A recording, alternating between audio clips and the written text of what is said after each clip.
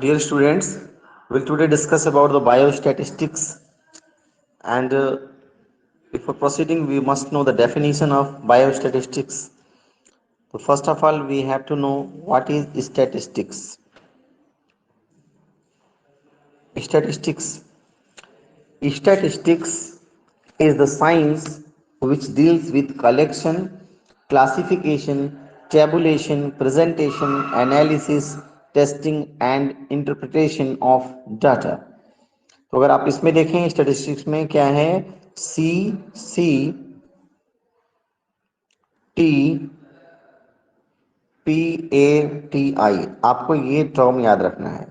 बाकी हमने डेफिनेशन बोला आपको, statistics is a science which deals with collection, classification, tabulation, presentation, analysis, testing and interpretation of data, and this definition is given by Croxton and Cowden.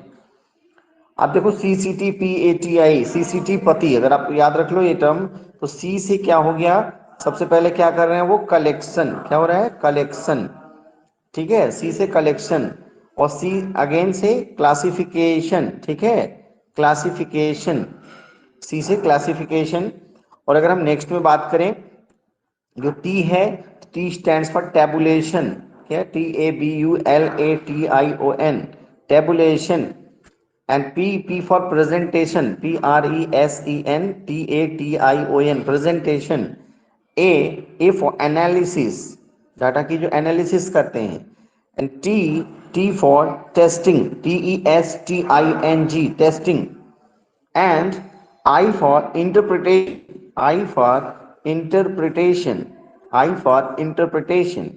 अगर हम next slide में देखें तो आपको जो डेफिनेशन आएगी उसमें आपको क्या याद रखना है, CCTPAT and I। C for, हमने बताया आपको कलेक्शन, ये टर्म आपको लिखने ही लिखने हैं, collection, okay. Next C for classification, C stands for classification and T for tabulation, and this P for presentation, and this A for analysis, A stands for analysis, T for testing and I for interpretation, okay. This and use of statistics in biology is biostatistics. It means biostatistics is the branch of statistics which deals with the study of data, interpretation, collection, tabulation, presentation, analysis, testing in the field of biology. The first question biostatistics हो गया। Next one, write importance of biostatistics. What is the importance of biostatistics? Biostatistics का क्या importance है, क्या महत्व है, हमको ये जानना है। बायोस्टैटिस्टिक्स का इंपॉर्टेंस क्या है, पहली चीज तो देखिए, ये statistical methods are of universal applicability and so closely connected with human actions and behaviors that all human activities can be explained by statistical method. आप जो भी ह्यूमन एक्टिविटीज हैं उनको स्टैटिस्टिकल मेथड का यूज करके एक्सप्लेन कर सकते हैं। The main function of statistics are, number 1, to simplify complex data in an understandable way. ये देखिए इंपॉर्टेंट है, ये क्या करता है, टू सिंप्लीफाई, देखो, to simplify complex data into simple way, to simplify complex data into simple way so that it will be easy to understand. Next, to help in formulating prediction and testing hypothesis and to provide tools to measure the results and comparisons between different factors under study. तो main आपको लिखना है कि जो complex data है, ठीक है, complex data है उसको ये क्या कर दे रहा है, सिंप्लीफाई कर दे रहा है। इससे क्या फायदा होगा, it will be easy to understand, इसे समझना आसान हो जाएगा। ये किसकी मदद से हो रहा है? ये स्टैटिस्टिक्स की मदद से हो रहा है। ठीक है, तो आपको ये अगर पूछा जाए कि राइट इंपॉर्टेंस ऑफ स्टैटिस्टिक्स, तो आपको ये लिखना है। अगर हम आगे बात करते हैं, व्हाइट बोर्ड को मैं हटाता हूँ, तो अब देखिए हम आपको यहाँ पे स्क्रीन शेयर कर रहे हैं। मैं आपको इमेज के थ्रू दिखाता हूँ।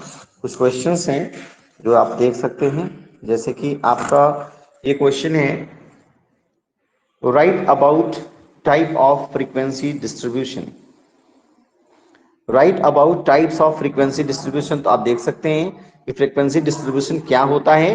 तो अ टेबुलर अरेंजमेंट, देखिए, अ tabular arrangement of data by classes together with the corresponding class frequency is called as frequency distribution। यानी कि क्लासेस होंगे और साथ में क्लास फ्रीक्वेंसी भी होगी, और उनको अगर टेबुलर फॉर्म में अरेंजमेंट करते हैं, so this is called as frequency distribution. Frequency distribution is classified in two parts. देखिए दो तरह के होते हैं आपके frequency distribution. One is discrete, ये देखो DISCRET, discrete frequency distribution, and the second one is continuous और grouped frequency distribution. Discrete and second one is continuous और ग्रुप्ड। ओके, आपका डिस्क्रीट फ्रीक्वेंसी डिस्ट्रीब्यूशन हो गया, और सेकंड क्या है? कॉन्टिन्यूअस और ग्रुप्ड फ्रीक्वेंसी डिस्ट्रीब्यूशन हो गया। नेक्स्ट क्वेश्चन आपका है, right about types of sampling. Sampling methods के ऊपर है। तो आप देखो जनरल है कि sampling method is the two collect the sample. Okay, sampling methods जो हैं वो टू टाइप्स के हैं। पहला है प्रोबेबिलिटी सैम्पलिंग और random sampling, and the second one is non probability sampling और नॉन रैंडम सैम्पलिंग, यानी कि आपका random sampling and non random sampling.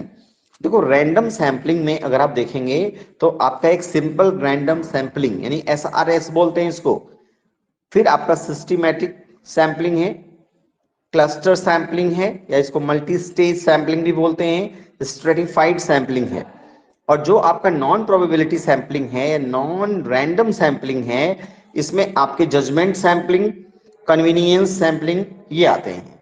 तो ये आपको लिखना होगा। अब फिर हम नेक्स्ट पे बढ़ते हैं आगे। तो आप यहाँ पे देख सकते हैं, हम यहाँ से निकलते हैं, फिर हम आपको दूसरा इमेज की तरफ ले चलते हैं, नेक्स्ट क्वेश्चन की तरफ। तो आप ये देखें, आपका नेक्स्ट क्वेश्चन यहाँ पे, right meaning of SRS and right meaning of SRS and SRSWR। SRS stands for simple random sampling। SRS stands for, ये देखिए यहाँ पे SRS stands for simple random sampling, and SRSWR simple random sampling with replacement। ठीक है, फिर देखिए define statistics, right importance, limitation and scope of statistics. Definition आपने देखा है, इंपॉर्टेंस अभी डिस्कस किए हैं, और बात हम लिमिटेशंस की करते हैं। तो statistics is not useful in individual cases. Individual cases में ये आपका स्टैटिस्टिक्स यूजफुल नहीं होता है। यहाँ पे लिमिटेशन है, statistics can not study qualitative phenomena. Qualitative phenomena को स्टडी नहीं कर सकता है। Statistical results are not universally true, और statistics can not be can be misuse. Statistics को मिसयूज किया जा सकता है। Statistical analysis requires experience and skills, otherwise the data may lead to fallacious conclusions. तो ये आपका लिमिटेशन हो गया। और स्कोप की अगर हम बात करते हैं, आप देखिए last point scope, the application of statistics is so vast and over expanding that there is hardly any field where statistical tools are not applied. Because of its numerous application and virtual exploitation, someone remarked, statistics is what a statistician do। जो भी statistician करते हैं सब statistics होता है। सम important fields where statistics used are, जो आपके इंपॉर्टेंट फील्ड्स हैं जहां पर स्टैटिस्टिक्स को हम यूज करते हैं वो कौन कौन से हैं? तो देखिए इन इंडस्ट्री में जो प्रोडक्शन है, प्लानिंग है, एडमिनिस्ट्रेशन है, ग्रोथ, डेवलपमेंट, ये सारी चीजों के लिए स्टैटिस्टिकल टूल का प्रयोग किया जाता है for inventory control. Statistics in state जो एडमिनिस्ट्रेटिव एक्टिविटी स्टेट में होता है, उसके लिए भी, डिसीजन मेकिंग के लिए भी हमारे स्टैटिस्टिकल डाटा का प्रयोग करते हैं। स्टैटिस्टिक्स इन इकोनॉमिक्स के फील्ड में, statistics in social science, statistics in agriculture, computer and natural sciences. तो इन सभी में हम साइंटिफिक स्टडी वगैरह में हर जगह हम स्टैटिस्टिक्स का प्रयोग करते हैं। ये आप करेंगे। फिर हम आपको नेक्स्ट पे ले चलते हैं, आपको शेयर स्लाइड में, शेयर इमेज में। देखिए अगले क्वेश्चन पे। और जैसे क्वेश्चन अगर आपको इस तरीके से हो, डिफाइन फ्रीक्वेंसी डिस्ट्रीब्यूशन, तो आपको हम ये बताते हैं फ्रीक्वेंसी डिस्ट्रीब्यूशन से। ये तो आपके यूजेस थे, जैसे हमने यहाँ पे दिया है कि in social science, in agriculture, computer and natural sciences, ये आपके यूजेस हैं। और यहाँ पे हम फिर आपको चलते हैं मिस,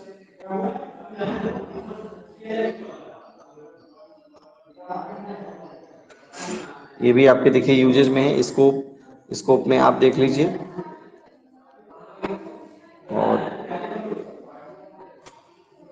यहाँ पे आप देख सकते हैं, ये यूज में आपने देख लिया।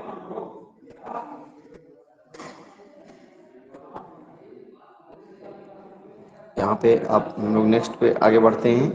तो आप यहाँ पे आ जाते हैं हम लोग कुछ क्वेश्चन। फ्रीक्वेंसी डिस्ट्रीब्यूशन आपको पहले भी बता दिया हमने। अब ये क्वेश्चन, इसको देख सकते हैं हम लोग, जो आपके इसमें इंपॉर्टेंट क्वेश्चन है। Given below are the marks obtain by 23 students in an examination, form the frequency distribution. आपको फ्रीक्वेंसी डिस्ट्रीब्यूशन बनाना है। तो आप देखिए यहाँ पे आपका क्या है ना, जैसे देखिए डाटा क्या क्या दिया गया है इसमें। आप इसमें देखो लिखा है, यहाँ पे देख सकते हो 10, 35, 20, 30, ये सारे डाटाज दिए गए हैं। आप पहले काउंट कर लो ये कितने डाटा हैं। आप देखो यहाँ पे 1 2 3 4 5 6 7 8 9 10 11 12, अगर पूरा कैलकुलेट करोगे तो 23 आएगा। अब देखो ये जो आप इसको जो मार्क्स दिए गए हैं, इनमें देखो आप सबसे मिनिमम मार्क्स क्या है, 10। तो हमने सबसे पहले 10 यहाँ पे लिखा। फिर देखो क्या है, 15 लिखा, फिर 20, फिर 25, 30, 35, 40, ये हमने यहाँ मेंशन किया। ये टैली बार्स हैं, ये फ्रीक्वेंसी को दिखाते हैं। आप यहाँ पे देखो 10 कितनी बार आया हुआ है, तो 2, तो हमने 2 बार लिखा। ऐसे 15 2 टाइम्स है तो 2 बार्स। 20 आपका देखो 6 टाइम्स है, तो आपका देखो हमने 4 और फिर हमने क्रॉस लगाया है। तो ये आपको इस तरीके से है, तो ये आपका 6 हो गया। 25 5 टाइम्स आया है, 30 3 टाइम्स आया है, 35 3 टाइम्स एंड 42 टाइम्स। अब देखो सेम फ्रीक्वेंसी यहाँ 2 टाइम्स, यहाँ 2 फ्रीक्वेंसी हो गई। ऐसे आपका 2 टाइम्स 2 फ्रीक्वेंसी, ये 6 6, ऐसे यहाँ पे 5, ये 5, ये 3, ये 3 3 3 2 2। आप इसको देखो अगर ऐड करोगे तो क्या आएगा, 2 2 4 6 10 5 15 3 18 3 21 2 23, ये आपको मिलेगा 23। यानी आपका ये सही जा रहा है। तो आपको इस क्वेश्चन में यही करना था। ठीक है, ये हमने आपको बता दिया, आप इसको समझ लीजिए। इंपॉर्टेंट क्वेश्चन है ये, फ्रीक्वेंसी डिस्ट्रीब्यूशन टेबल दे देता है, ये आपको करना होगा। फिर हम अगले क्वेश्चन पे आपको ले चलते हैं। जो अगला क्वेश्चन आपसे पूछा जा सकता है, नेक्स्ट क्वेश्चन हम आपको दिखाते हैं। आप देख सकते हो यहाँ पे, मैं स्क्रीन पे ओपन कर रहा हूँ। ये देखिए हम,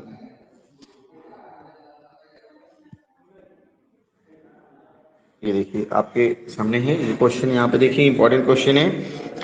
इसमें आप देख सकते हैं जो क्वेश्चन दिया हुआ है ये क्या है, कॉस्ट ऑफ लिविंग। यहाँ पे आप देख सकते हैं, ये देखिए कॉस्ट ऑफ लिविंग यहाँ दिखाया गया है। ये देखिए कॉस्ट ऑफ लिविंग, यहाँ नंबर ऑफ वर्कर्स। यहाँ पे देखिए आपको लिखा है 40 to 50, 50 to 60, 60 to 70, 70 to 80, 80 to 90, 90 to 100। यहाँ नंबर ऑफ वर्कर्स कितने, 5 10 20 9 6 2। Prepare less than cumulative frequency table, क्योंकि देखिए फ्रीक्वेंसी, कुमुलेटिव फ्रीक्वेंसी टेबल जो होती है, एक लेस देन होती है, एक मोर देन होती है। यहाँ पर आपसे बोला गया है लेस देन बनाने के लिए। तो देखिए लेस देन में क्या है, आपके सामने टेबल आप देख सकते हो। हमने एक तो यहाँ पे prepare less than cumulative frequency, तो हमने यहाँ लेस देन लिखा, फिर फ्रीक्वेंसी कितनी है या फिर कुमुलेटिव फ्रीक्वेंसी कितनी है हमने वो लिखा। आप यहाँ पे देख सकते हो लेस देन में जैसे 40 to 50 है, यानी 50 से बिलो, यानी 50 पहले लिखा। फिर यहाँ पे हमने क्या लिखा, 60 70 80 90 100। अब देखो यहाँ पे क्यों है 50 लिया, लेस देन कह रहा है ना, ये देखो 50 से लेस, यानी 50 से लेस ये आपका 50 हो गया, 60 से लेस, लेस देन 60 ये हमने हो गया, लेस देन 70 इसलिए यहाँ लिखा, लेस देन 80 इसलिए लिखा, लेस देन 90 इसलिए 90, लेस देन 100 इसलिए यहाँ लिखा। अब देखो फ्रीक्वेंसीज को जब आप देखोगे तो लेस देन 50 यानी यहाँ पे क्या है 5, ये हो गया। लेकिन जब लेस देन 60 करोगे तो ये देखो 5 तो पहले से था और 10 ये मिलकर 15 होगा, इसलिए 5 प्लस 10 यहाँ 15 हो गया कुमुलेटिव फ्रीक्वेंसी। लेस देन 70 करोगे तो देखो 20 तो ये है, लेकिन प्लस 10 और प्लस 5 ये पहले वाला, यानी मिलके 35 CF हो गया, कुमुलेटिव फ्रीक्वेंसी हो गया। लेस देन 80 करेंगे आप तो ये देखो 9 इसमें है और प्लस इसके पहले वाले तो वो ऐड करेंगे। ऐसे लेस देन 80 करोगे देखो फ्रीक्वेंसी 9 और प्लस इसके पहले वाले उनको ऐड करोगे। लेस देन 90 में देखोगे तो ये 6 है और प्लस इसके पहले वाले ऐड कर लेना। फिर ऐसे आपका 100 है तो आपका 100 में फ्रीक्वेंसी 2 है प्लस इनके पहले वाले, तो ये जो आपका आ गया ये cumulative frequency 52, this is the cumulative frequency. तो आपको इसमें कुमुलेटिव फ्रीक्वेंसी टेबल बनानी थी और आपने देखिए यहाँ पे लेस देन फ्रीक्वेंसीज और फिर कुमुलेटिव फ्रीक्वेंसीज करके आपने less than frequency cumulative frequency table आपने बना दिया। तो इस तरीके से हम लोगों ने क्या क्या क्वेश्चन कवर अप किया है एक बार फिर से मैं रिकैप करता हूँ। अभी मैं व्हाइट बोर्ड से शेयर कर रहा हूँ। आप देखिए आपका पहला क्वेश्चन क्या था, डिफाइन बायो स्टैटिस्टिक्स, देखो bio statistics, this is your first question. Okay, अब हम नेक्स्ट की अगर बात करते हैं तो अगला क्वेश्चन क्या होगा, importance of statistics, importance of statistics, importance of statistics, ठीक है।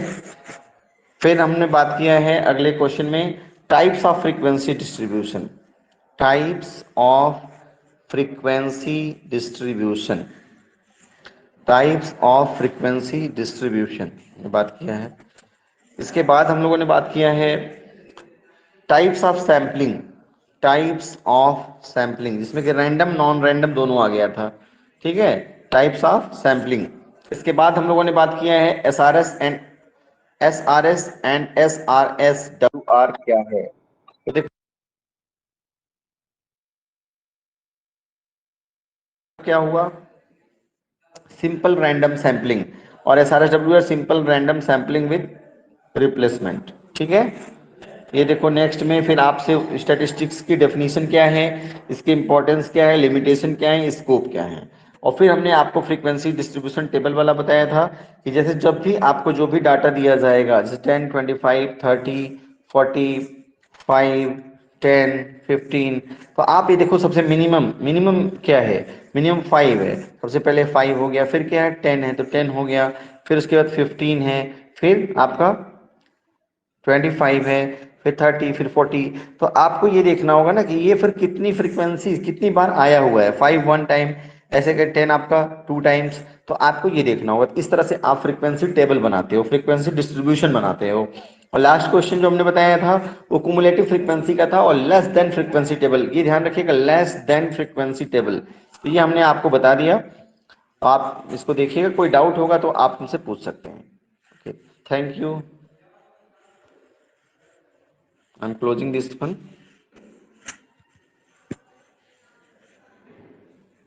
Okay.